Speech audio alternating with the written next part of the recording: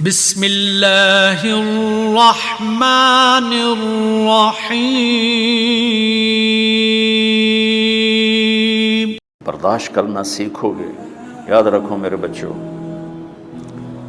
اگر آپ صبر سیکھ گئے تو کوئی آپ کو پکڑ نہیں سکے گا۔ یہ جو ریسنگ گاڑیاں ہوتی ہیں نا، فراری اور مختلف ان کے نام ہیں، مشہور فراری ہے، اٹلی میں بنتی ہے، لمبرگینی، یہ دونوں بنتی ہیں وہاں اٹلی میں۔ اور اس میں جو آدمی جا رہا ہو اس کے لیے سپیڈ لمٹ کی قید کوئی نہیں، ورنہ سب گاڑیوں پہ 120 کلومیٹر پر کے اوپر جائیں گے تو جرمانہ ہوگا، لیکن جو آدمی لمبرگینی میں جا رہا ہے یا فراری میں جا رہا ہے اس کے لیے کوئی جرمانہ نہیں، چونکہ وہ یوں کرو تو 1 سیکنڈ میں وہ 120 پہ چلی جاتی، صرف اتنا کرنے سے شم ایسے جاتی۔ تو میں آپ کو ایک لمبرگینی دینا چاہتا ہوں، فراری 8 کروڑ کی ہے، فراری 8 کروڑ کی گاڑی ہے فراری۔ کئی دفعہ وہاں جب جاتا ہوں تو کوئی نہ کوئی بٹھا دیتا ہے، یہ آپ کو ذرا سیر کرائیں۔ وہ ہمارے کو تو شوق کی کوئی چیز ہے نہیں، وہ نوجوانوں کے شوق کی چیز ہے۔ تو 8 کروڑ کی گاڑی ہے، میں مفت آپ کو دے رہا ہوں، وہ ہے صبر۔ آخرت کے سفر میں اگر تیز چلنا چاہتے ہیں اور سب سے آگے نکلنا چاہتے ہو تو صبر کی فراری پہ سوار ہو جاؤ، تمہیں کوئی پکڑ نہیں سکے گا، تمہارے کوئی قریب بھی نہیں آ سکے۔ کہ دنیا میں صبر کرنے والوں کا قحط آ گیا ہے، بڑے بڑے علماء ہیں اخلاق سے خالی، بڑے بڑے علماء ہیں صبر جانتے ہی نہیں، اور پورا معاشرہ سر علماء، تم کل کے علماء ہو اس لیے علماء کی بات کر رہا ہوں، ورنہ پورا معاشرہ میرے بچوں صبر سے خالی ہے۔ تم سیکھو۔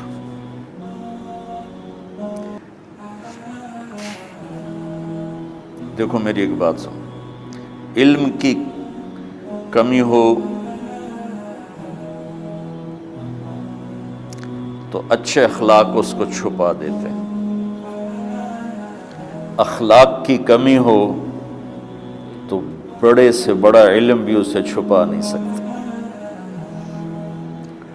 سارے عیب ہوں اور اخلاق اچھے ہوں تو اخلاق وہ چادر ہے جس میں سارے عیب چھپ جائیں گے، اور ساری صفتیں ہوں اور بد اخلاق ہو تو ہر صفت کو بد اخلاقی چھپا دے گی۔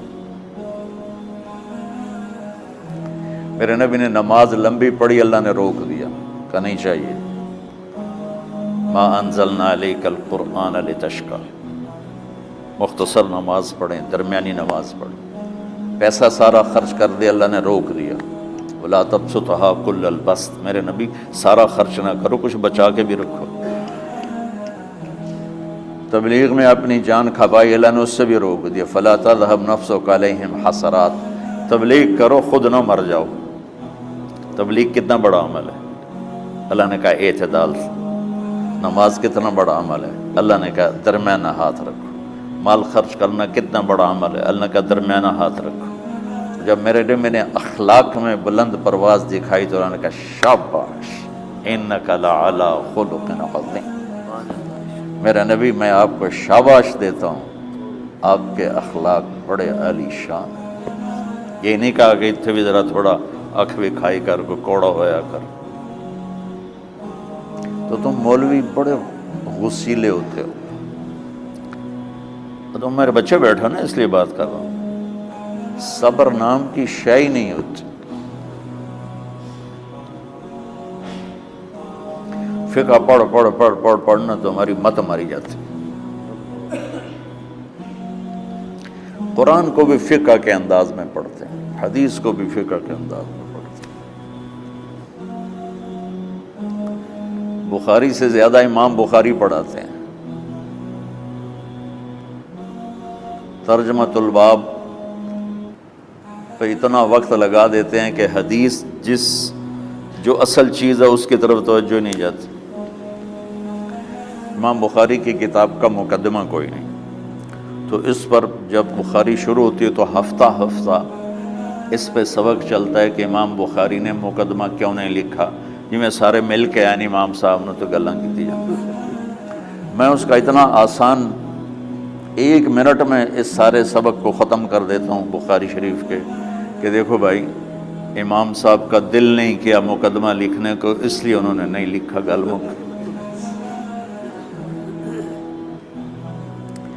ایک حدیث کے عنوان اور حدیث میں جوڑ نہیں تھا، تو شیخ رمزی بہت بڑے فاضل آدمی ہیں ہمارے فیصل آباد. میں نے کہا شیخ یہ جوڑ کوئی نہیں. کہ شیخ ھذا من اصعب ابواب البخاری، یہ بخاری شریف کے مشکل ترین ابواب میں سے.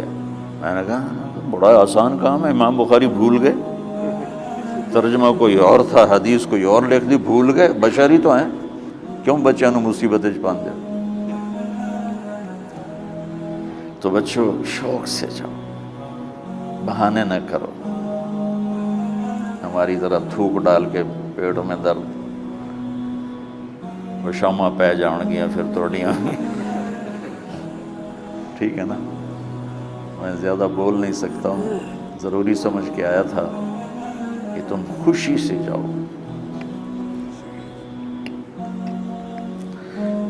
پھر اس میں جو ناگواری آئے گی اسے برداشت کرو گے تو پھر آپ کا صبر بڑھے گا. تو میں صرف میری شہرت نظر آتی ہے، اس میں جتنا مجھے صبر کرنا پڑا ہے وہ تمہارے سامنے نہیں ہے. جتنی کڑوی گولیاں میں نے کھائی ہیں لوگوں سے وہ تو تمہیں نہیں پتا. اب تمہیں اتنا نظر آتا ہے کہ واہ واہ ہو رہی ہے آگے پیچھے لوگ. میرے اللہ کا کرم ہے، میری کیا اوقات.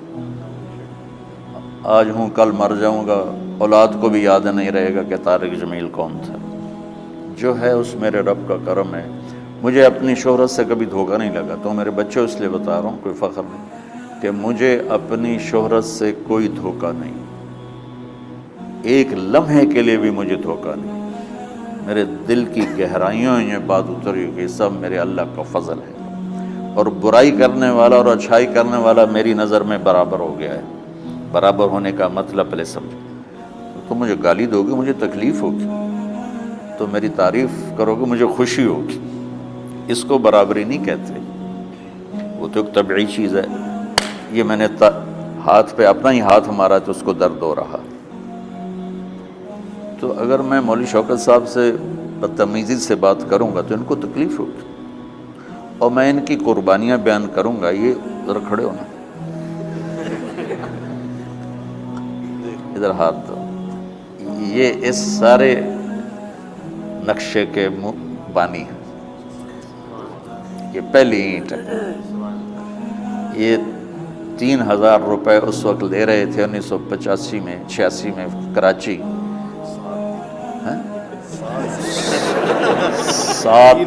7,000 ان کی تنخواہ تھی، اور میں نے ان کو تلمبے میں بلایا 900 روپے مہینے پر. کتنا فرق ہے 7,000 اور 900 کا.